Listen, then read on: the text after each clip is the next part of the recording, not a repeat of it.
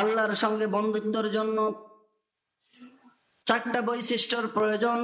এক নাম্বার হলো কোরআন আপনাকে পড়তে জানতে হবে। এখন আপনি বুকে হাত দিয়ে বলুন কয়জন কোরআন সঠিকভাবে তেলাওয়াত করতে জানে? এক নাম্বার, তেলাওয়াত করতে জানতে হবে। দুই নাম্বার, তেলাওয়াত শুধু পড়লেই হবে না, আল্লাহ তাআলা কি মেসেজ দিতে চেয়েছেন, কি আদান প্রদান করতে চেয়েছেন তা আপনাকে উপলব্ধি করতে হবে, তা আপনাকে বুঝতে হবে। এটা হলো দুই নাম্বার। শুধু বুঝলেই চলবে না, বুঝে বসে থাকবেন তা হবে না। আল্লাহ তাআলা ডাক দিয়ে বলেন, বান্দারে আমার সঙ্গে যদি বন্ধুত্ব করতে যাও তাহলে সেই মাফিক তোমার জীবনটা পরিচালনা করতে হবে। শুধু পরিচালনা করবেন, নিজেই বেহেশতে দেয়া সফরি কলা খাবেন তা হবে না। আপনি নিজেই জাহান্নামের আগুন থেকে বাঁচার জন্য চেষ্টা করলে হবে না। আল্লাহ তাআলা বলেন, বান্দারে শুধু নিজেই বাঁচবা তা হবে না, কু আনফুসাকুম ওয়া আহলিকুম নারা। তুমি নিজেই জাহান্নামের আগুন থেকে বান্দা নিজেকে তো অবশ্যই হেফাজত করবা, পাশাপাশি তোমার পরিবার পরিজনকে জাহান্নামের আগুন থেকে তুমি বাঁচাও। নিজে বাঁচো এবং অপরকে বাঁচানোর জন্য চেষ্টা করতে হবে। এই বৈশিষ্ট্যগুলো এই জন্য অর্জন করতে হবে, তার কারণ আমরা বন্ধুত্ব করতে চাই প্রথম কার সঙ্গে? আল্লাহর সঙ্গে। এখন আল্লাহ তাআলা আমাদেরকে চিঠি দিলেন, সেই চিঠি যদি আপনি আমি না বুঝি তাহলে কি বন্ধুত্বর সম্পর্ক হালকা হবে নাকি গাঢ় হবে? হালকা হয়ে যাবে। এই জন্য আমাদেরকে কোরআন তেলাওয়াত করতে হবে, কোরআন বোঝার চেষ্টা করতে হবে, সেই মাফিক আমল করতে হবে এবং সে অনুযায়ী সমাজে আপনাকে দাওয়াত দিতে হবে। সমাজের মানুষকে সেই ব্যাপারে সতর্ক করতে হবে। আল্লাহর বিষয়গুলো, আল্লাহ এবং তার রাসূলের বিধিবিধানগুলো সমাজে পৌঁছাইতে হবে। তাহলে আল্লাহ তাআলা তাকে বন্ধু হিসেবে গ্রহণ করবেন। জোরে বলে সুবহানাল্লাহ। আল্লাহ রাব্বুল আলামিন বলেন, আল্লাহু ওয়ালিয়ুল্লাযীনা আমানু ইউখরিজুহুম মিনাজ-যুলুমাতি ইলান-নূর। আল্লাহ তাআলা বলেন, আমি যাকে বন্ধু হিসেবে গ্রহণ করব, ওয়ালিয়ুল্লাযীনা আমানু, যারা ঈমানদার তাদেরকেই বন্ধু বানাবো। বন্ধু বানানোর পর তাদেরকে আমি কি করব? ইউখরিজুহুম মিনাজ-যুলুমাতি ইলান-নূর, তাদেরকে আমি অন্ধকার থেকে আলোর দিকে নিয়ে আসব। আল্লাহকে যদি আপনি অভিভাবক বানাতে পারেন তাহলে আল্লাহ শর্ত দিলেন, ইউখরিজুহুম, আল্লাহু ওয়ালিয়ুল্লাযীনা আমানু, যারা ঈমানদার তাদেরকে আমি বন্ধু বানাবো। কাদেরকে বন্ধু বানাবেন? ঈমানদারদেরকে বন্ধু বানাবেন। এখন আমরা তো সকলেই ঈমানদার, তাই না? আপনি বলেন যে হুজুর আমি ঈমানদার না, আমি মুসলমান, আমার দাদা মুসলমান, তারপর দাদা মুসলমান, তারা দাদা মুসলমান, আবার ঈমানদার না হয়ে কি পারি? আমার নামে হলো ঈমান আলী। এরকম লোক আছে না নাই? ও হুজুর ওটা আছে তো আছে, আমার একবারে আমার 3 বছর বয়সের সময় আমার খতনা করে দিছে। এর চেয়ে কি মুসলমান হওয়ার আরো কোনো এভিডেন্স লাগে? এর চেয়ে কি আরো কোনো প্রমাণ বড় কিছু দরকার আছে? যদি মুসলমানি করার পর যদি আপনি মুসলমান দাবি করেন, এই আমি একটা উদাহরণ দিচ্ছি, আপনারা কেউ মনে কিছু নেবেন না।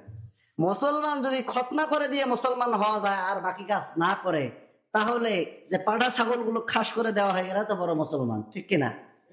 কথা বলেন না কেন? শুধু আপনি ছোটখাটো কাজ করলেন মুসলমান হয়ে গেলেন না, মুসলমানের যে শর্তাবলী, এই শর্তাবলী আপনাকে পূরণ করতে হবে। যে শর্ত দিয়েছেন সেই শর্ত পূরণ করার প্রয়োজন আছে না নাই?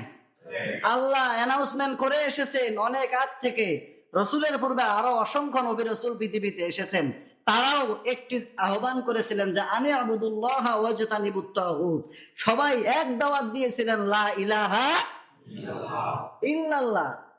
আদামু সফিউল্লাহ, মুসা কালিমুল্লাহ, ইব্রাহিমা খলিলুল্লাহ তাদের লকব লাগাইছেন, কিন্তু লা ইলাহা ইল্লাল্লাহর পার্থক্য আদম থেকে শুরু করে মুহাম্মদ সাল্লাল্লাহু আলাইহি সাল্লাম পর্যন্ত এর কোনো ব্যতিক্রম হয়েছে? হয় নাই। সকলে দাওয়াত দিয়েছেন লা ইলাহা, আল্লাহ ছাড়া কারো কোনো আইন মানা যাবে, বিধান মানা যাবে না, এই দাওয়াতে দিয়ে এসেছেন। কিন্তু কতটুকু আমাদের পরিবর্তন, কতটুকু নিজেকে আমরা আল্লাহর জন্য তৈরি করতে পেরেছি? এক ব্যাঙ এবং সাপ, দুইজন বন্ধু, অনেক ভালো বন্ধু। তো তারা দুজন গল্প করতেছে। ব্যাং বলল, বন্ধু একটা কথা বলতে চাই। সাপ বাবাজি বলল, অবশ্যই বলবে, বন্ধু যেহেতু তোমার গল্প আমাকে শুনতে হবে, কি জানাতে চাও? ওই যে না, খারাপ কিছু বলবো না, আমি তোমার একটা দিক তুলে ধরবো, এটা কেন তুমি করো এটা আমাকে তুমি জানাবা।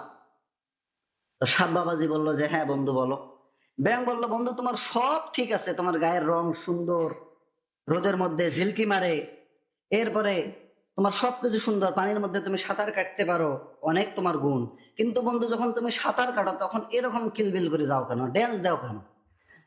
সাপ এই কথা শুনি, বেটা আমি যেভাবে পানি চলাফেরা করি তুই ওটা নিয়ে ইনসাল্ট করলি? সাপ মারছে ফোস, ব্যাং জায়গার থেকে লাফ মারি পানির মধ্যে লাফ মারছে। পানির মধ্যে লাফ মারি ব্যাং ডুব দিছে যেন আর ধরা না পায়। ধরা পাইলে কি বন্ধুর অস্তিত্ব রাখবে? ব্যাং দূরে আছে। তো সাপ ফেনা তুলে এরকম করে ফোস ফোস করতেছে, এখন ঠোকর দিবে মানে ব্যাংকে। রাখাল কাজ করে আসতেছে পুকুরের ঘাটের উপর দিয়ে, আইলবাড়ির উপর দিয়ে, দেখে ফোস ফোস কি করতেছে। রাখাল সারাদিন না খাওয়া কাজ করেছে, বেটা রোদ লেগেছে, এমনিতে মাথা খারাপ, আবার কি জানি ফোস ফোস করেছে, একটা বড় লাঠি নিছে, কি ফোস ফোস করে দেখি, এসে দেখে সাপ ফোস ফোস করতেছে ফেনা তুলে। বেটা মেরে ডান্ডা মেরে ঠান্ডা করে টান করে আপনার আইলের মধ্যে শোয়াই রাখছে।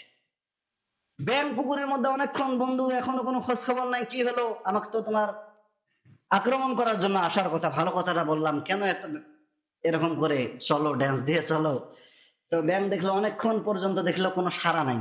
কিছুক্ষণ পর উপরে এসে দেখে বন্ধু সোজা বিনবিনা হয়ে শুয়ে আছে আইলের মধ্যে। ব্যাং ডাক দিয়ে বলে যে বন্ধু এটাই তো চেয়েছিলাম, কিন্তু এটা তুমি মরণের পরে কেন করলা, মৃত্যুবরণ করে কেন করলা? এর আগে যদি করতা তাহলে এরকম তোমাকে আর টনটনা হয়ে থাকা লাগতো? আল্লাহ ডাক দিয়ে বলেন, মুসলমানেরা তোমাদেরকে এতদিন সতর্ক করলাম, তুমি এই পাশে একবার দৌড়াও, এই পাশে একবার দৌড়াও, পিছনে একবার, সামনে একবার, তোমার দেহটাকে স্থির করতে পারো নাই। যেদিন আজরাইল এসে খপ করে ধরলো, সেদিনে চকলেটের মতো মোড়া দিয়ে তুমি শুয়ে গেলে, সেই শুয়ে যাওয়া আর তার আগে শুয়ে যাওয়া, দুই শুয়ে যাওয়ার কি মূল্য এক হতে পারে? যখন জীবিত ছিল তখন যদি টনটনা থাকতো, আর যদি ফেনা না ধরতো, ফোসফোস না করতো, ওই রাখাল কি বেটাক মারতো? কিছুই কিন্তু থাকতো না। আপনি আমি, আল্লাহ অনেক অ্যানাউন্সমেন্ট করেছেন, কিন্তু আমরা আমাদের জীবনের পরিবর্তন নিয়ে আসতে পারি? ঠিক হবো কোন দিন? ওই যে চকলেটের মতো মোড়া দিয়ে রাখবে, সেদিন ঠিক হবো, সেদিন ঠিক হয়ে কোনো লাভ হবে